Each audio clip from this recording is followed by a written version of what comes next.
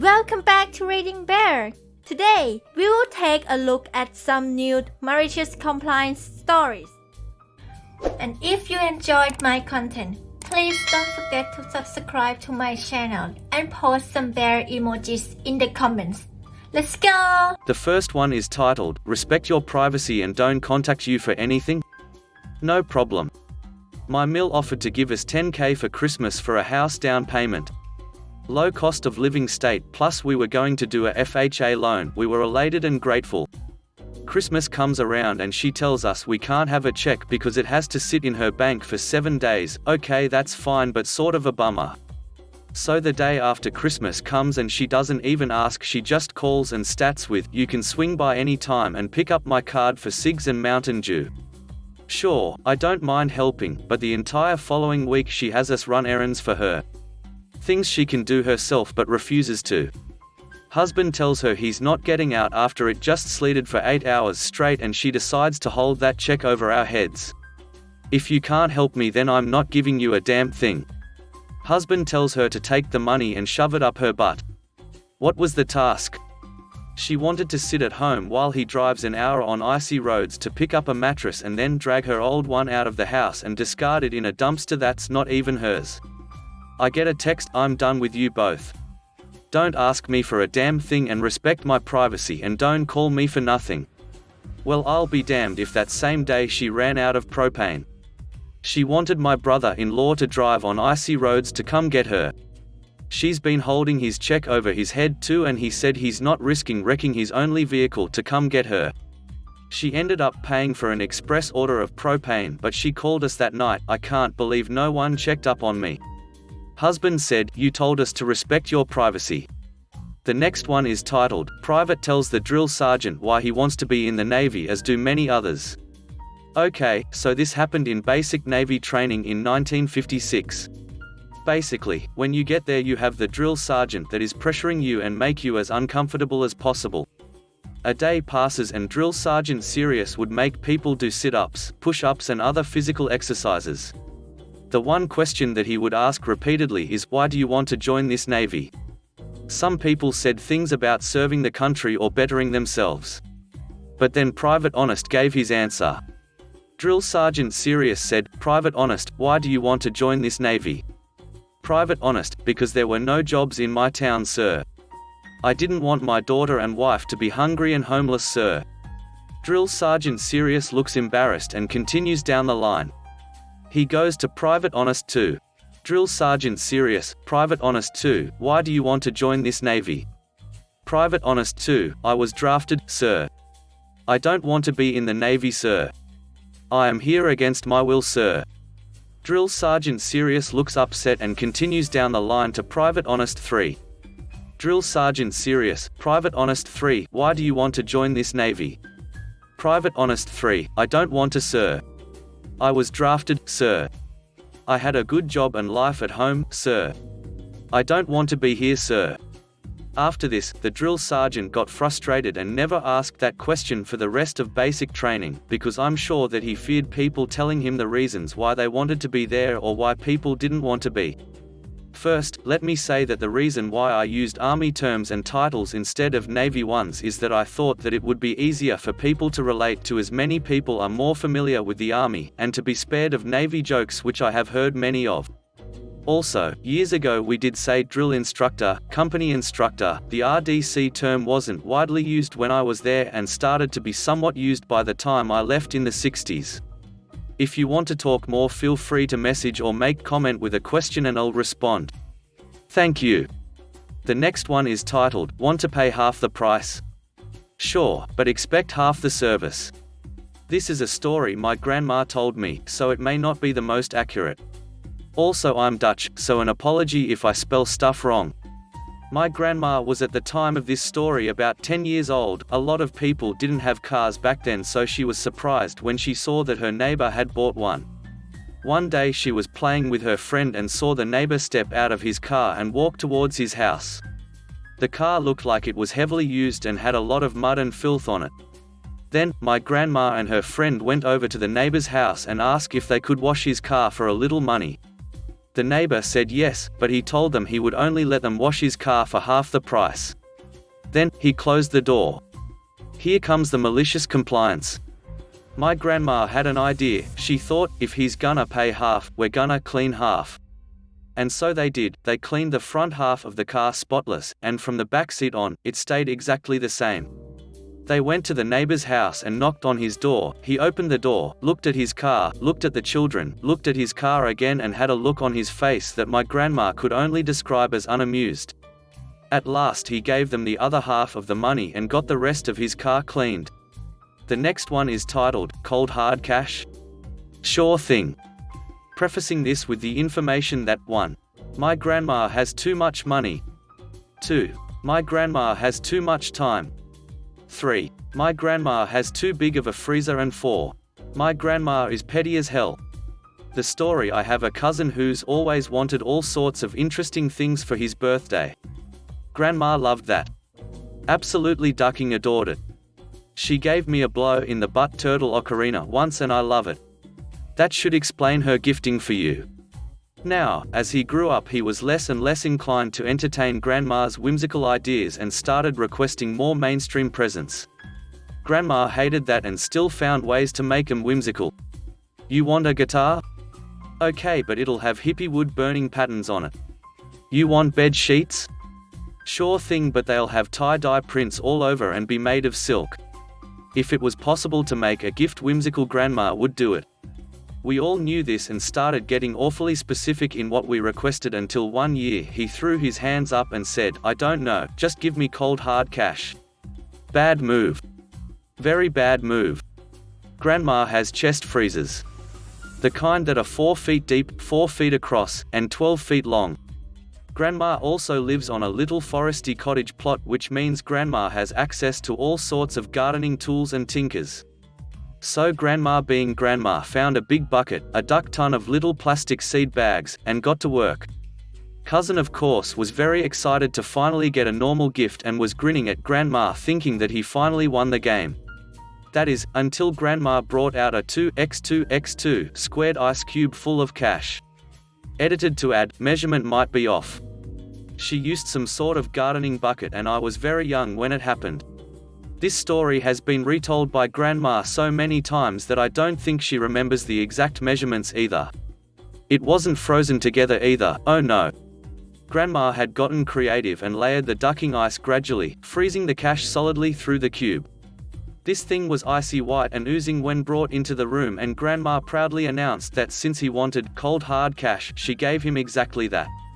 This mad woman froze the equivalent of $1,000 in the ice in mixed money. There were tiny coins and bigger coins and bills in little seed bags near the center. It took the block about a week to melt because my cousin's birthday is in January and his mother refused to let it melt in the house for the fear of water damage, so it was sat in their garage slowly melting. Edited to add, bathtubs aren't common where I'm from and they didn't have one. Moral of the story: don't duck with Grandma and her whimsical presents. The next one is titled, We Still Wanted Pizza. This took place in the very late 80s or early 90s, pre-internet. We had a very large multi-line BBS system with some text games and robust chat rooms where a lot of people hung out and used it as the central hub of their social lives.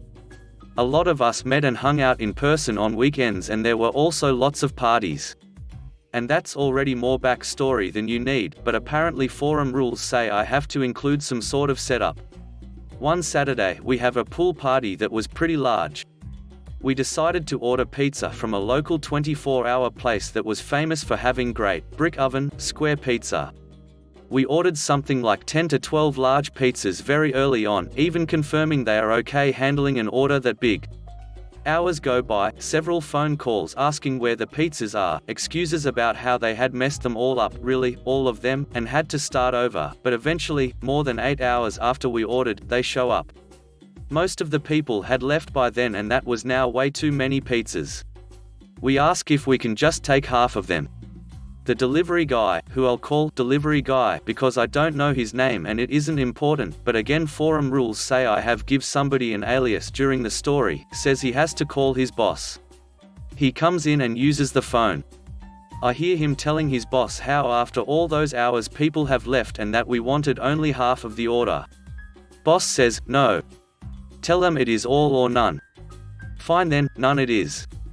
Sorry dude, bye. There we are. We are starving. Some ideas are thrown out about what was open on that side of town, where we could go, etc. I had my heart set on that pizza place, so I suggested we go there. There was some confusion at the suggestion, Yeah, that would be hilarious if we all just rolled up and, wait, you're serious? I was serious, but nobody was calling me Shirley. We went. As we are piling in, the delivery guy spots us and whispers to his boss while pointing at us. Boss gave us the evil eye the entire time we were in there, and I heard him say something about throwing all those other pizzas out. The next one is titled, Hanging Chad. Had this story from a friend, but I'll tell from first-person perspective for clarity. I work in a manufacturing facility. I've been there long enough to learn how to do almost everything, so I'm often asked to fill in, troubleshoot, and train new people. We had a new person transfer into the department. I've worked with him before and trained him on a few things. Let's call him Chad. At the current time I am assigned to Station 2 and Chad is assigned to Station 3. To be clear, I am not the boss of either station. Station 3 is one of the few I'm not entirely familiar with. I know how to bypass it, but for some reason management and quality control doesn't like it when I do that, something about being non-compliant and the bypass taking longer than doing it the right way in the first place. Chad is friends with people in management, so he occasionally goofs off. The rest of us, being team players, will pick up Chad's slack, but we're getting tired of it. Along comes crunch time. The rest of the team is pulling 60-hour, 6-day work weeks, but Chad is married to his normal 40-hour, 5-day work week. We're falling behind, so it should be all hands on deck. Unfortunately for us, both management and Chad value their weekends. An order comes in. Station 1, no problem. Station 2, a little messy, but nothing unusual. It's Station 3's normal responsibilities to clean up a bit. I pass the order to Chad in Station 3. Station 3, problem. It's a rush order, the end of the day, but Chad wants to go home. Well, I say the end of the day, but the rest of us will be pulling a couple hours of overtime. Chad could pass the order off to someone else at Station 3, but then they'll get credit for it. However, if he pushes it back into my hands and I force the order to bypass Station 3, the system will register him as having processed it. So, as expected, Chad approaches me with, "Can you take care of this for me, bro? I got places to be. It'll look bad for the department if this doesn't get done. Just do your job." I give Chad a look, thinking, 1. Management hates when I bypass stations. 2. I also got places to be, but I'm still staying here for another 2 hours. 3. I'm not the boss, it may look bad for the department, but it won't look bad for me. 4. I finished my job the instant I handed this order off to you. 5. I am getting supremely tired of Chad's bullshit, so. I smile a hard, bright smile, "Sure thing, Chad. I'll just do my job. Enjoy your weekend." Chad leaves, I go back to my work, and the order in question sits on Chad's desk, undone, for the entire weekend. Turns out this order was for an important client. It also turns out Chad had gotten scheduled Monday and Tuesday off due to his friends in management. A 4-day weekend. During crunch time. When everyone else is pulling 6-day work weeks. To say management was angry would be inaccurate, they were approaching incandescently furious. On Wednesday, Chad came in and was immediately pulled into a meeting where he was cut down, chewed up, reamed out, told he better shape up, or they were going to ship his butt out. There was no help for Chad from his friends in management. Higher managers had started to take note of the exceptions being taken on Chad's behalf, and Chad's friends were looking to cover their own butts. Chad comes to me, sullenly, "I don't know why you didn't just do the damn thing." "But Chad," I protested, "I did what you told me to. I just did my job." Squid here. According to my friend, Chad kept his job. His friends in management had covered their trail well enough, and while it was a major screw-up, Chad technically didn't break any rules. Edited for clarity. The next one is titled, "Keep It Red." Short and sweet, and probably not as cool as most ones on here, but everyone involved thought it was hilarious. I was playing Uno the other night with my wife and brother. We'd been playing for a few hours at this point and having an absolute blast. As most long Uno sessions go, there have been multiple alliances, all broken, re-established, and betrayed yet again. In this particular round, my wife and brother were at each other's throats. Just really doing everything they could to hurt each other. Insults were flying, the sheer number of reverse cards were played honestly defied physics. And there I was, caught in the crossfire. Two superpowers at war and I'm the third world country caught in the middle. Then the fateful moment happens, she slaps down a red 4, and triumphantly announces Uno. My brother seethed. He could not allow her to win. It's my turn, and he looks at me and says, keep it red. Now see, here's the problem. Before my wife Uno'd, I'd been sitting on 2 skip cards for a while, and I was itching to play them. So when my brother indicated he was going to hurt her, using red, all I heard was red. And I happened to have a red skip. So I slapped that crap down so hard the table quaked. Boys, the utter disbelief on both my wife's and brother's face is a look I'll cherish till the day I die. It was in slow motion that my wife laid down her last card, which was a red 7. We laughed for a solid 5 minutes after that. That malicious compliance is still being muttered about at my house, and in any group chat that contains me and my brother. It was a glorious day, 11/10, would keep it red again. The last one is titled, You Want Me to Run a Fundraiser? I tried to tell you I wouldn't be able to, okay, have it your way. This is kind of a 2-for-1 malicious compliance story, so it's going to be kinda long. So this happened back in September of 2006 when I was 16 years old.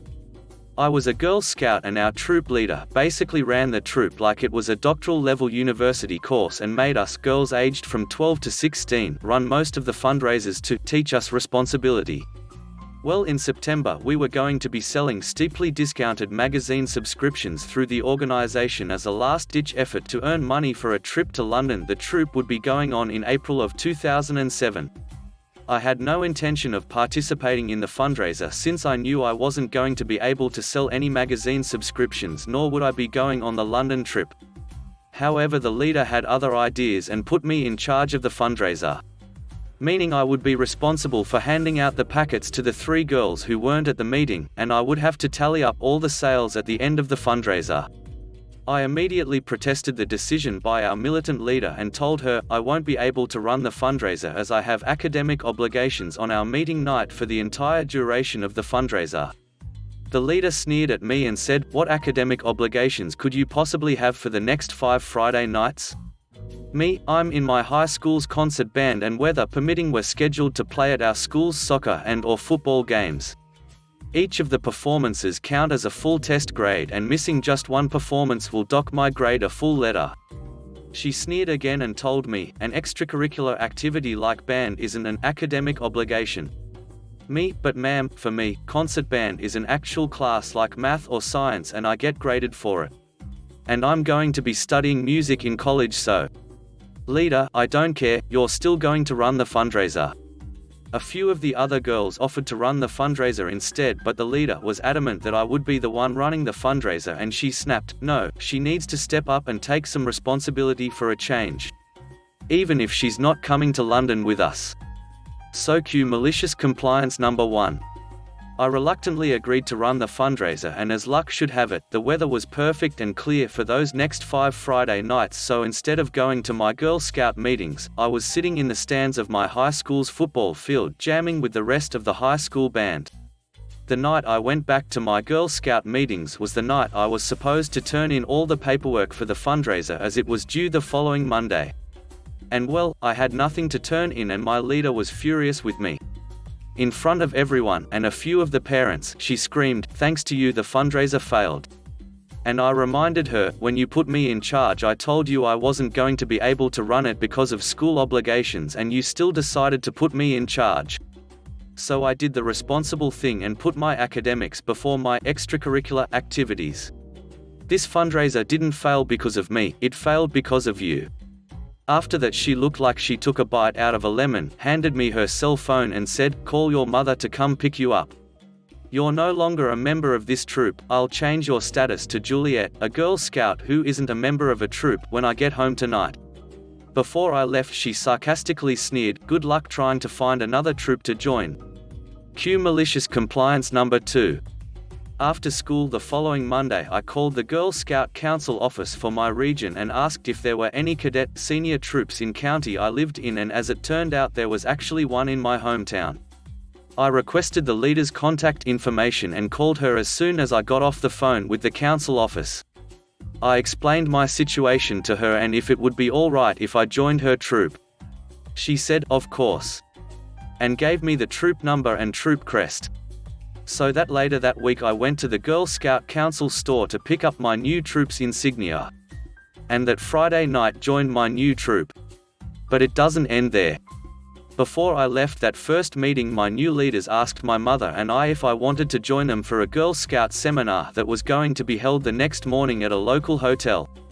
I agreed to go, and the leader added, "Just so you know, your last troop leader is going to be there. Is that okay? I don't know if you want to see her so soon after what happened." I grinned and said, "Oh, I definitely want to see her." The aftermath that ensued that sunny but chilly Saturday morning was glorious. Once my troop leaders, the other 2 girls from my troop, and I arrived at the venue, we were led to a room where my former troop leader, her daughter and another girl from my former troop were in. Turns out they were also participating in the opening flag ceremony. The look on the leader's face when I entered the room wearing the full insignia for another cadet senior troop just a week after she kicked me out of her troop was priceless. She stiffly said a curt hello, while the 2 girls were like, "We're so glad you were able to join a new troop. And none of us blame you for what happened with the fundraiser." And to top it all off, guess who ended up leading the opening flag ceremony because she was the highest ranking girl taking part? Yup, yours truly. Thanks for listening.